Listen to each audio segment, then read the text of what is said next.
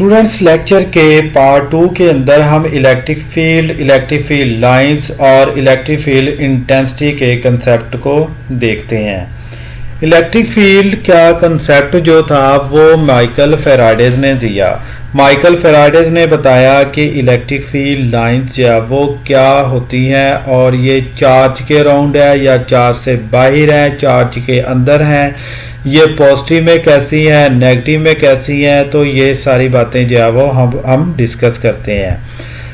Analogy the electric field is the space around an electrical charge. Electrical charge के around जो space है उसको हम इलेक्ट्रिक फील्ड का नाम देते हैं। इलेक्ट्रिक फील्ड जो है वो किसी भी चार्ज के अराउंड वो रीजन होता है, वो स्पेस होती है जहां तक कोई दूसरा चार्ज इसके इफेक्ट को फील कर सके, इसके इफेक्ट को महसूस कर सके, उसको हम इलेक्ट्रिक फील्ड का नाम देते हैं। स्टूडेंट्स जो है वो ये इलेक्ट्रिक फील्ड जो है वो ये जस्ट लाइक ग्रेविटेशनल फील्ड ही होती है। ग्रेविटेशनल फील्ड की तरह ही जो है वो होती है कि ये ग्रेविटेशनल फील्ड जो है वो अर्थ के अराउंड है, किसी मैस के अराउंड होती है। तो जहां तक जो है वो कोई दूसरा मैस जो है वो इसके इफेक्ट को जो है वो महसूस कर सके, तो यहाँ पर जो है वो इलेक्ट्रिक फील्ड है। इलेक्ट्रिक फील्ड जो है वो चार्ज के लिए है और कोई दूसरा चार्ज इसकी फील्ड के अंदर जब आता है तो वो उसके ऊपर इफेक्ट जो है वो क्रिएट करता है। इफेक्ट क्रिएट करने का मकसद ये है, इसका मतलब ये है कि एक चार्ज जो है वो दूसरे चार्ज के ऊपर क्या है, फोर्स लगाता है। इसके बाद स्टूडेंट्स इलेक्ट्रिक फील्ड आ जाती है, इसकी शेप आ जाती है, कैसी होती है। अगर हम पॉजिटिव में देखें तो पॉजिटिव में ये फील्ड लाइन आपको स्ट्रेट नजर आएगी, नेगेटिव में देखें तो नेगेटिव में भी आपको स्ट्रेट फील्ड लाइन नजर आएगी। तो स्टूडेंट्स जो है वो दोनों फील्ड देखने में तो आपको एक जैसी लगेंगी, लेकिन दोनों के अंदर जो है वो डिफरेंस है। अब अगर हम पॉजिटिव में देखें तो पॉजिटिव में जो है वो ये एरो जो है वो बाहर की तरफ है, जबकि नेगेटिव में देखें तो ये एरो फील्ड लाइंस का अंदर की तरफ है। तो इसका मतलब ये है कि ये फील्ड लाइन जो है वो पॉजिटिव से जो है वो ऑरिजिनेट और ये नेगेटिव में टर्मिनेट होती है, कि पॉजिटिव से निकलती हैं और नेगेटिव के अंदर जो है वो ये क्या होगी, एंटर होगी। तो स्टूडेंट्स जो है वो इसके बाद इलेक्ट्रिक फील्ड देखते हैं कि वो वेक्टर क्वांटिटी है या स्केलर क्वांटिटी है। अगर हम जो है वो यहाँ पे एक चार्ज को रखते हैं, अगर इस चार्ज को यहाँ पर रखेंगे तो ये उसके ऊपर फोर्स नहीं लगाएगा। जैसे ही हम इसके ऊपर जो है वो रखते हैं, इसकी फील्ड के अंदर जो है वो जब चार्ज आ जाता है तो ये चार्ज उस चार्ज के ऊपर क्या करेगा, फोर्स एक्सर्ट करेगा। तो स्टूडेंट्स जो है वो इलेक्ट्रिक फील्ड के अंदर जब कोई चार्ज आता है तो उसके ऊपर एक फोर्स एक्सर्ट होती है। उस फोर्स को हम जो है वो इलेक्ट्रिक फील्ड इंटेंसिटी का नाम देते हैं, कि इलेक्ट्रिक फील्ड इंटेंसिटी किसी चार्ज के ऊपर जो है वो फील्ड के अंदर आने की वजह से लगने वाली इंटेंसिटी है, स्ट्रेंथ है।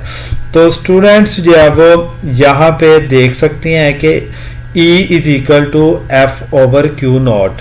E जो है वो इलेक्ट्रिक फील्ड इंटेंसिटी को, F जो है वो फोर्स को और Q नॉट जो है वो पॉजिटिव टेस्ट चार्ज को रिप्रेजेंट करता है। तो पॉजिटिव टेस्ट चार्ज जो है वो ये कौन सा है, ये आप देख सकते हैं कि यहाँ पर हमने जब फील्ड लाइंस की बात की तो ये जो है वो पॉजिटिव जो है वो रखा है। तो क्योंकि इलेक्ट्रिक फील्ड लाइन जो है वो पॉजिटिव से क्या होती हैं, ऑरिजिनेट होती हैं। तो इसके बाद E is a vector quantity. तो वेक्टर क्वांटिटी जो है वो कैसे है, ये मैंने बताया कि जब इसके ऊपर जो है वो ये फोर्स लगाएगी तो ये उसी डायरेक्शन में जो है वो चार्ज जो है वो मूव करेगा। तो अब उसी डायरेक्शन में साथ में देखें तो ये फील्ड लाइन जो है वो आपको जो है वो एरो भी दिखा रही है। यहाँ पे देखें तो यहाँ पर भी आपको एरो नजर आ रहा है। तो इस बना पर जो है वो ये एक वेक्टर क्वांटिटी होगी। Direction indicated by small plus test charge. इसकी अगर हम यूनिट की बात करें तो यूनिट फोर्स की न्यूटन होती है और चार्ज की कूलम होती है। तो ये एक वेक्टर क्वांटिटी है। E is analogous to the gravitational field G where G is equal to F/m। अब ग्रेविटेशनल फील्ड स्ट्रेंथ जो है वो आप लोगों ने पढ़ी है। ग्रेविटेशनल फील्ड स्ट्रेंथ जो होती है ये फोर्स पर मैस होती है कि जो पर यूनिट मैस जो फोर्स लगती है उसको हम ग्रेविटेशनल फील्ड स्ट्रेंथ का नाम देते हैं। तो इसी तरह जो है वो हम इलेक्ट्रिक फील्ड इंटेंसिटी को भी ये नाम दे सकते हैं कि फोर्स एक्सर्टेड ऑन पर कूलम चार्ज, के पर यूनिट चार्ज के ऊपर जो फोर्स एक्सर्ट होती है उसको हम इलेक्ट्रिक फील्ड इंटेंसिटी का नाम दे सकते हैं। स्टूडेंट्स जो है वो ये एक एग्जांपल है, इस एग्जाम्पल को आपने जो है वो एज ए असाइनमेंट समझना है। A charge of 3 microcoulomb is used to test the electric field of a central charge of 6 coulomb that causes a force of 800 newton. what is the magnitude of the electric field? अब electric field का magnitude जो है वो find करना है आप लोगों ने। तो यहाँ पर जो है वो चार्ज गिवन है तो 800 न्यूटन की फोर्स भी जो है वो मौजूद है, तो यहाँ से आपने इसको कैलकुलेट कर लेना है। हिंट जो है वो साथ लिख दिया गया है और उसका आंसर भी जो है वो आप नीचे देख सकते हैं। तो इलेक्ट्रिक फील्ड लाइंस की जो डायग्राम है और उसकी जो हॉकी है वो आप यहाँ पे अगेन देख रहे हैं। तो इसके अंदर जो है वो पॉजिटिव और नेगेटिव दोनों चार्जेस को एक दूसरे के करीब रखा गया है, जबकि इससे पहले जो फिगर देखी थी वो भी पॉजिटिव नेगेटिव की थी, लेकिन उसमें जो है वो अलग अलग उसकी फील्ड लाइंस को दिखाया गया। तो यहाँ पर जो है वो पॉजिटिव और नेगेटिव दोनों चार्जेस को जब एक दूसरे के करीब रखते हैं तो तब जो है वो फील्ड लाइंस का बिहेवियर जो है वो कैसा होता है। तो स्टूडेंट्स जो है वो ये फील्ड लाइन जो है वो पॉजिटिव से निकलकर नेगेटिव की तरफ एंटर होती हैं। तो यहाँ पे जो है वो ये फील्ड लाइंस पॉजिटिव से नेगेटिव की तरफ, पॉजिटिव से नेगेटिव की तरफ। तो ये आप देख सकते हैं कि ऑपोजिट चार्जेस की जो फील्ड लाइंस होती है उसको हम कैसे रिप्रेजेंट किया जा सकता है, कैसे हम करते हैं, उसकी ज्योमेट्री क्या है, उसकी हॉकी जो है वो क्या होगी। तो स्टूडेंट्स जो है वो अगर चार्ज जो है वो सेम है, लाइक चार्ज की अगर हम बात करें तो यहाँ पर जो है वो ये पॉजिटिव और उसके साथ एक और पॉजिटिव चार्ज है। तो जब पॉजिटिव और पॉजिटिव जो है वो सेम चार्जेस होंगे तो दोनों से फील्ड लाइन जो है वो बाहर की तरफ होगी। फील्ड लाइन तो एंटर तो हो नहीं रही कहीं, तो आपको जो है वो यहाँ पर जो है वो एक रीजन नजर आएगा जो बिल्कुल जो है वो एम्प्टी होगा। इसको हम जीरो फील्ड लोकेशन का नाम देते हैं। तो ये रीजन जो होगा ये जीरो फील्ड रीजन होगा या जीरो फील्ड लोकेशन का नाम दिया जा सकता है इसको।